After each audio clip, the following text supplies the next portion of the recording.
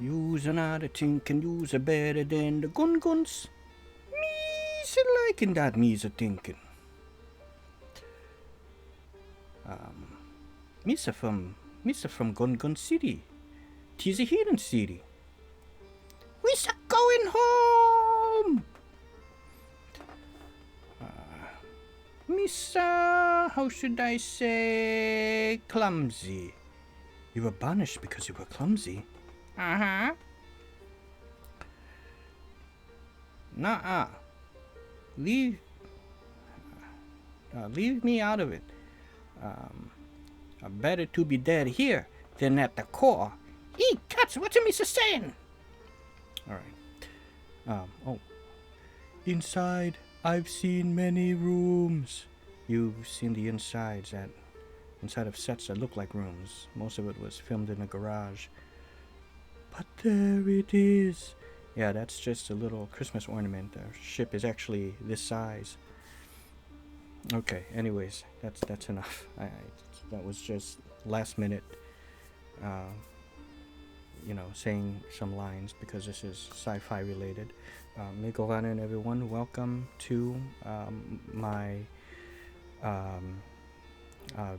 video response to a tag video. I haven't done these in such a very, very long time. This is my tag video to my very dear friend Todd Walnuts. He also has a gaming channel called Surviving the Horror. I'm going to leave the links down below to both of his channels. He tagged me. He has his latest sci-fi video from like the 1950s, and he tagged me and a couple of other people. I think Chili Willy was one of them, and I can't remember who the other one was. So a shout out to them, and please do check out his video first before you check out mine. I only watched about halfway of it right now because I didn't want to feel like I'm stealing ideas from your video, Todd. So once I'm done, I pulled out some of my titles. There are more. And there's about a couple that I just couldn't track down. I put them somewhere and I couldn't find it. But I'll bring them up. But once I'm done filming this, I'm going to finish the other half of your video. But some good stuff that you showcased. One of which that I want to get myself. I'll bring that up later. But some of those I've actually seen, like the land that time forgot. At the Earth's core, I remember seeing those, back in the day. Some of those are Hammer films, and with Peter Cushing and Carolyn Monroe, the gorgeous Carolyn Monroe, and that was kind of funny. It made me laugh a little bit when you brought up her feet, how you liked her feet. I like them too; they're good, and one, I think it might have been Doug McClure, and it also starred Sarah Douglas, most of you guys maybe remember her from Superman 2, but also Beastmaster 2, the second Beastmaster film, Through the Portal of Time. She was also in Attack of the Griffin, and that was like maybe around 2000, between 2003 and 2005. It's a fantasy film. It also stars Amber Benson. I really love that film as well. Return of the Living Dead 3, she was one of the military women in there. Various other things. She has a lot of I guess B-movie roles ever since after her Superman days.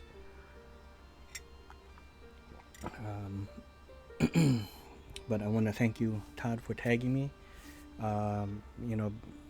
There was a time, I want to say about 10-15 years ago, we would all tag each other, and that was very fun, and we would have contest videos and everything.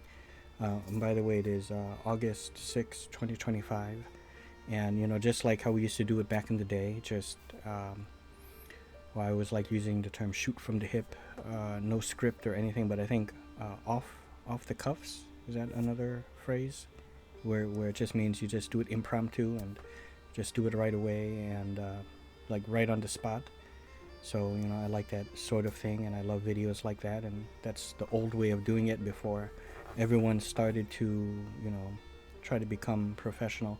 Not really everyone. There's, you know, you still have some of people like us, but a lot of people seem like, you know, they're talking really smooth and speaking in a voice that's almost like an announcer voice or something, and it just sounds, you know, just like from a script or just like a commercial or something. But anyways, yeah, let's get started. This is really in no particular order, and as you know, I have a hard, because of my OCD, I have a hard time taking these down, and I'm gonna have a hard time putting them back up. But I was able to get them. You can't see it, but on this side I have a bookcase with a lot of Blu-rays and DVDs, and my sci-fi stuff is over there. My fantasy stuff are back over there. That shelf over there is also filled with Blu-rays, DVDs, and then back over there, those shelves are filled with them, and like I said, they're filled with them over there. I have Blu-rays over there, and on my table over here, in addition to that white shelf, and under this bed that's over here, I have it in a plastic casing filled with Blu-rays and DVDs as well. So, okay, so, well, you know what? I'll start off with the ones that I guess you can almost say the honorable mentions, or yeah, and just ones I didn't really want to pull down, because it would kind of topple over if I took it. But for Star Wars, I didn't want to pick multiple Star Wars one, and I didn't want to pick anything from Star Trek. So if I was going to pick a sci-fi thing from the Star Wars franchise, I guess I would have to go with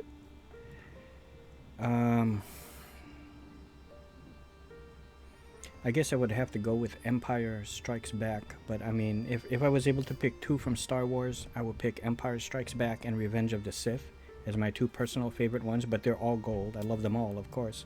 But if I had to pick those two, it would be Empire Strikes Back and Revenge of the Sith. But really, if I'm just going to pick one, I guess I'll just pick Empire Strikes Back.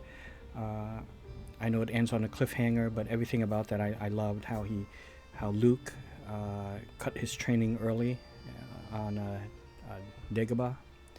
You know, his training with Yoda, and he had to just cut it early so he can go save his friends. And when he faced Vader, he wasn't even a full Jedi yet, but I thought, to me, it was just one of the best lightsaber duels I've seen, and I even think it's one of the longer ones.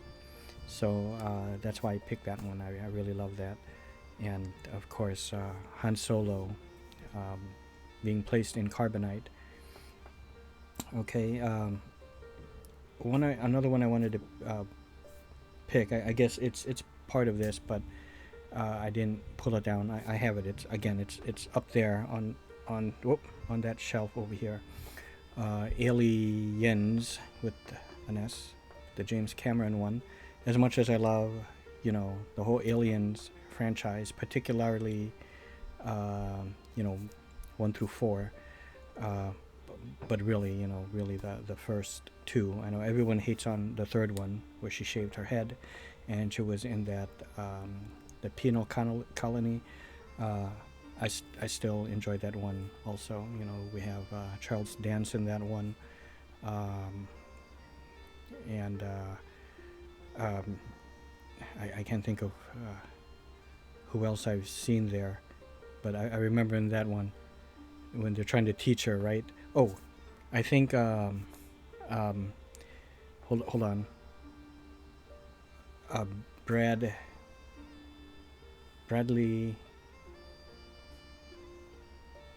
Dorff? What's his name? Brad Dorff, who was the voice of Chucky, and he was Grima Wormtongue. I think his name was Brad Dorff. I could be wrong though. Well, anyways, he was in there. But yeah, I like when they were trying to teach, retrain Ripley, fork, fuck, right? But yeah. But I would pick Aliens even though I know the first one is more of like a sci-fi horror, and everyone says it's the best, and it certainly is. You know, I can see that being the best for some folks, but I'm going to pick Aliens. I just love the pacing, the action, and all of the characters in there. You know, Janet Goldstein as Vasquez. You know, and of course Lance Henriksen as Bishop, Bill Paxton. You have them all. You know. And then all the characters there, or you have Michael Biehn as a Hicks, but you have people like Hudson Hicks, you know, Apone, Sergeant Apone is dead, get the fuck out of here, right? You always wear an asshole garment, right? Well, what are we supposed to? Well, what are we supposed to use? Harsh language, right? Hey, who's Snow White? He goes, well, she's supposed to be some kind of expert. Apparently, she saw an alien once. Hey, Vasquez, have you ever been mistaken for a man? No? Have you? Vasquez, you were just too bad. Right.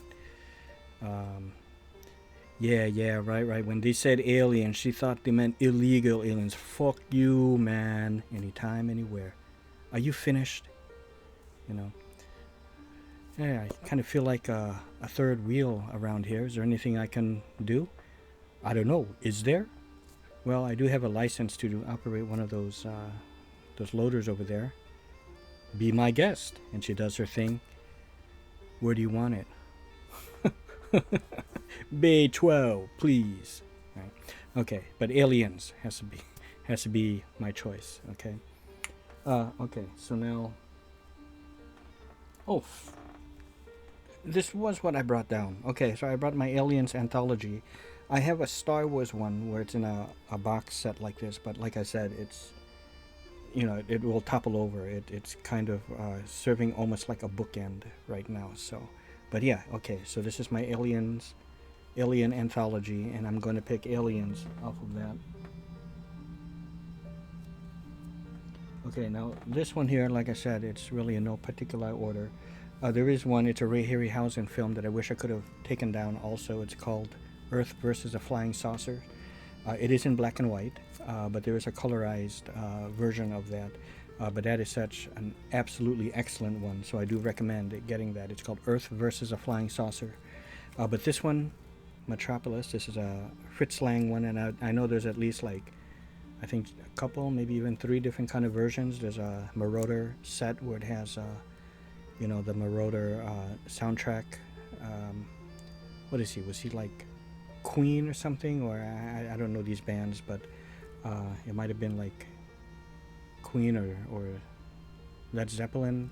Well, anyways, this is like the original one with some nice type of classical type music being played. This is a very long one, and I know like Blade Runner took inspiration from this one.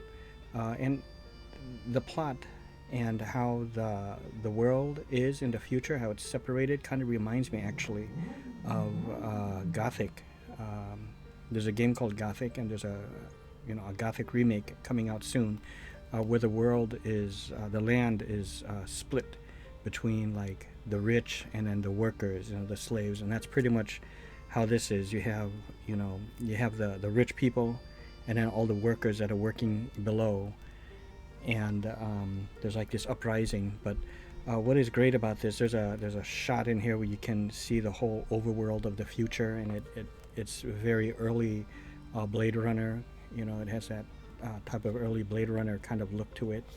What is that called? Almost like early. This is like early vintage cyberpunk kind of look, you know. And because this is a silent film, you know, everyone really had to emote. So be prepared for that. You know, they're very expressive with their face and everything. And this was pretty top notch and like ahead of its time, you can say, for its special effects, you know, back in the day. And again, this is Fritz Lang's a Fritz Lang film. So I do recommend checking this one out. Okay. Put this right here. Whoops. Okay, hold on. All right. Sorry about that. And like I said, let me see. There's 1, 2. Yeah. Okay. So these next 3 I'm going to show. I feel that Earth versus the Flying Saucers belongs in this bunch. So there was that one, the Earth versus the Flying Saucers, and then you have Forbidden Planet, where you have a young Leslie Nielsen. You have excuse me, Anne Francis. Walter Pigeon is in here, and here's Robbie the Robot. And this one is, well, the funny thing about this is Leslie Nielsen, you know, of course, from Earth, but his spaceship is actually a flying saucer. So I think the idea behind that was that wouldn't it be kind of funny or even ironic how we're so used to seeing a story where aliens come to Earth and they're in the flying saucer, but what if we humans go to another planet and we're the ones with the flying saucer, you know, that type of thing. So it's been kind of a while, but either was it like a distress call or something, and or they have orders because they got to receive a distress call to go to this planet to rescue Walter Pigeon, and he has a daughter here, which is Anne Francis. So they come to this planet, and they're picked up by Robbie the Robot, who takes them back to Walter Pigeon. And the whole thing is that there were aliens that lived on that planet long time ago and left their technology. And, you know, it somehow, what it did to the people there, and it also did it with Walter Pigeon, it scans your brain, and it creates some sort of energy creature. It's like invisible but made of energy, and it basically slaughtered everyone. But this has some cool, beautiful what do you call it? matte painting backgrounds, and of course, you know, for its time, special effects, although, you know, kind of simple. It's not like, don't expect super you know, a lot of lasers going off everywhere like a Star Wars type thing. There is an action scene where the creature, that energy creature, attacks them, and they're shooting it and everything, so that was quite cool. But Walter Pigeon, you know, on that planet, they have, and I think this was technology left behind by the aliens, but they can create different animals, like a tiger or something like that, but it's all just like a hologram. But it sounds real, and it looks real and everything. And Anne Francis is really the only chick that is there, and she is a hot one. And as you can see in Leslie Nielsen, when you look at him, it's just, you almost can't believe it. You know, you're so used to seeing him in comedic roles, you know, like the Naked Guns. And he was in Creepshow, the first one. What was that? I can hold my breath for a very long time, right? I want you to crawl into that pit. You know, he dug up a grave, and was that Ted? Was it Ted Danson? I think it was Ted Danson, right? He had asked him to go into the pit and bury himself up to his neck. But that was Creepshow. But anyways, so that was not really a funny role, but it was more of a serious, you know, he was kind of a prick in that one. But this is, you know, just a really great sci-fi film, and I think it's, you know, Earth versus the Flying Saucers, Forbidden Planet, and put this down here.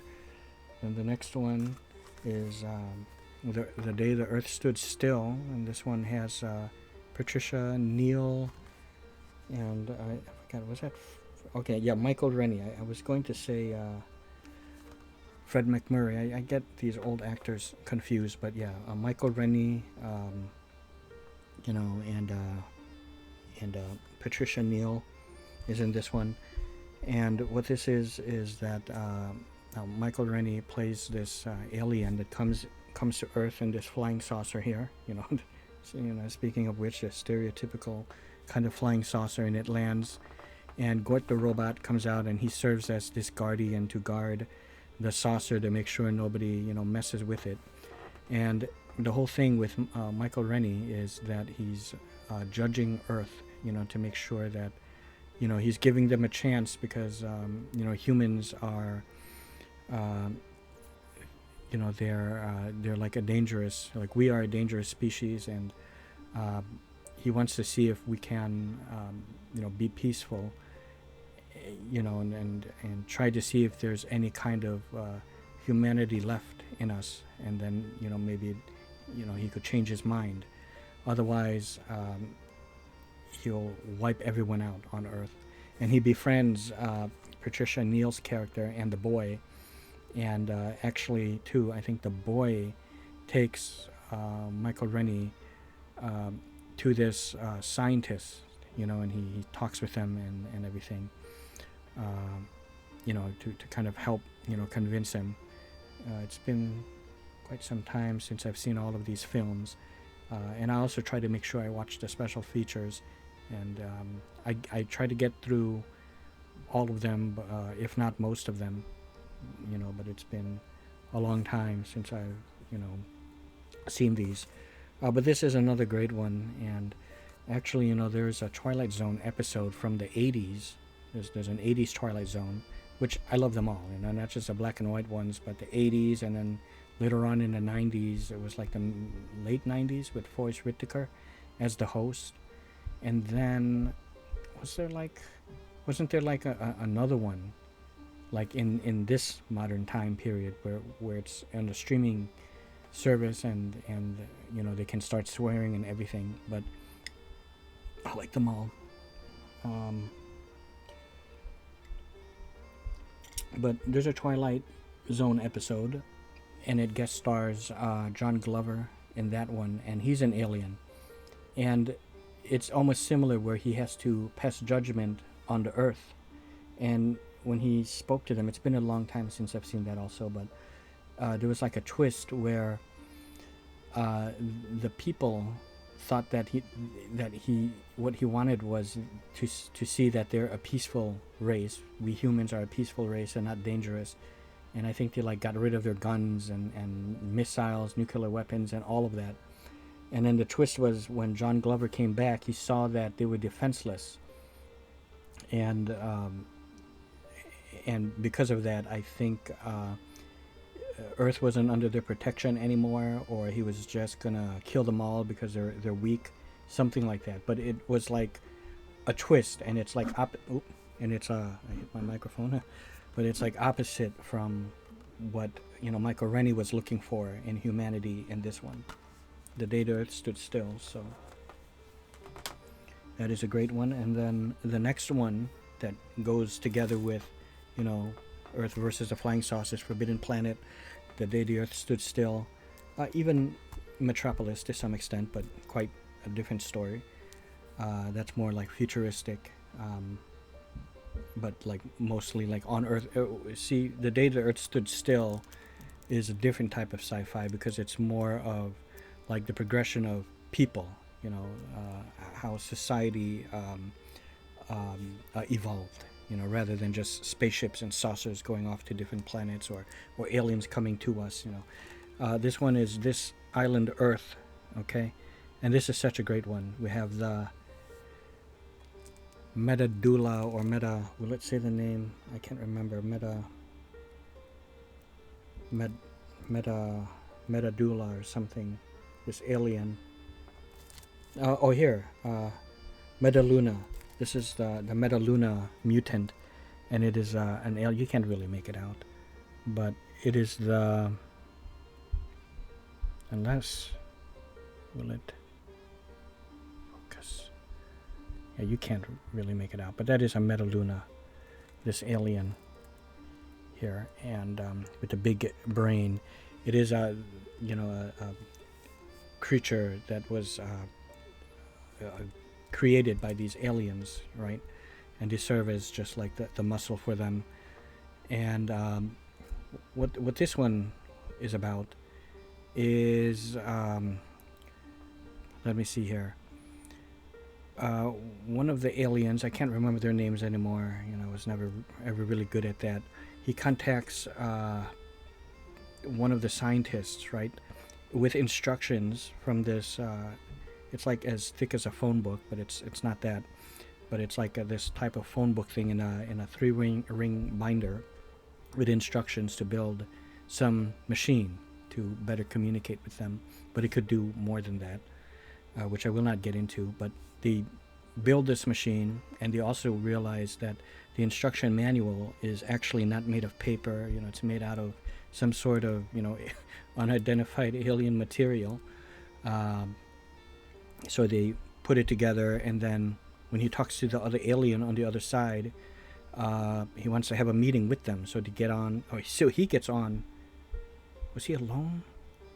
I think it was alone. Yeah. He gets on the plane. It's a plane. It looks like a plane, but it's like a little strange. It's futuristic, and it's alien technology. And it takes him to the place, and he has a meeting with that alien. And they look like us, except their forehead and it's slightly bigger, because maybe they have a more bigger brain, more developed, so you can really tell. And he lives in this type of mansion, and he's been studying us, and he wants to ask for the humans' help to, I forgot exactly what it was, but to do something, or to find a way to help them resolve this war that they have going on their planet. And I remember they were driving later on. He goes back, and then the man goes back with the girl, and to get beamed up. What was it? No, it was a plane. It was a plane. They were flying a plane, and the alien beam, tractor beam, beamed them up onto this big alien craft. So basically, they were abducted, and they're on the ship, and they're on the way. They're kind of being forced to help them out. And then when they get on the planet again, you see there's some beautiful, matte painting backgrounds, much like the Forbidden Planet. And that's where you also see the Metaluna and all of that. And this is just a really great one. It's maybe not as thought-provoking as some of those other ones, like Day the Earth Stood Still or Forbidden Planet. This is kind of a bit more straightforward, and it's just, you can almost say a bit more generic in terms of story. Just basically aliens seeking help to put an end to war. As I said, it's been such a long time since I've seen these, and I get confused between all of these type of films. But this is one that I believe goes, hand in hand, with those ones that I've shown. Okay, so, oh wow, this is like really long. I apologize for this. So, also I did want to show things like Terminator 2, and Predator, but I wanted to stay away from those, because it would just get too big and too much. And I really, although those are like my favorites, I kind of wanted to kind of go back to more like the golden age, era of these things. And can you just give me 1 second? Okay. So once I'm done with this too, I'm gonna hit the 4th episode of Wednesday. My brother wants to see it, 2nd season, so we can finish that off. And then I'm gonna finish your video, Todd. Okay. This one is this is a George Méliès film, A Trip to the Moon. And if you've ever seen Hugo, that is almost basically like a autobiography on George Méliès.